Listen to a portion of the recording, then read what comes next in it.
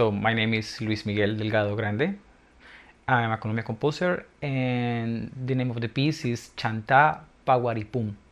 So I wrote this piece in 2019, 2020, before pandemic.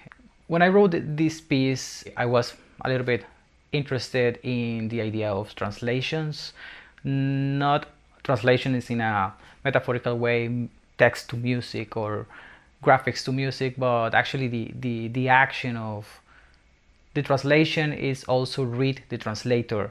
And these two words, Shantapa Waripun, are words in Quechua language, and that could be translated in English as suddenly the bird goes flying.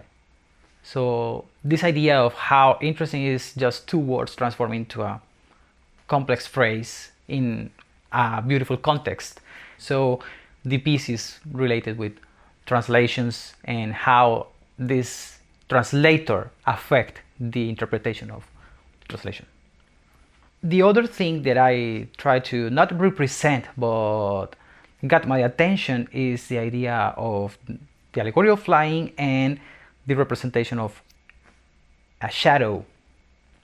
You know, when something is flying, it's also something that starts to appear in the floor, a shadow.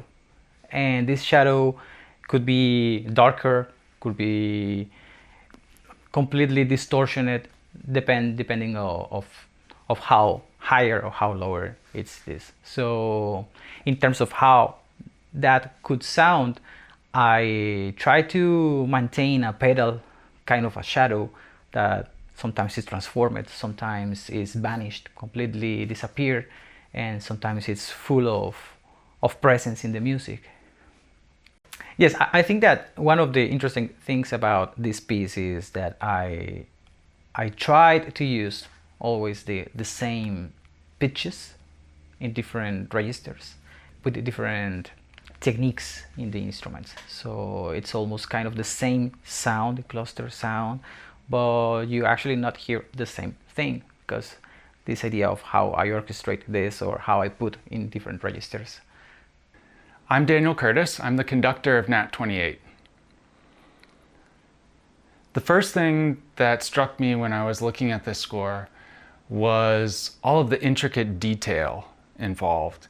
And it really seemed to me like a composer who was totally fluent in their musical language. And it's the kind of score that I think even if you don't read music or know what the notation might sound like, you can appreciate the gestures and the intricate beauty of the notation itself. And then as I read through the piece, the hairs on the back of my neck started to stand up, and I actually got really scared, sort of looking over my shoulder as I'm taking in the piece. I think in some ways it's really expected for new music to be scary.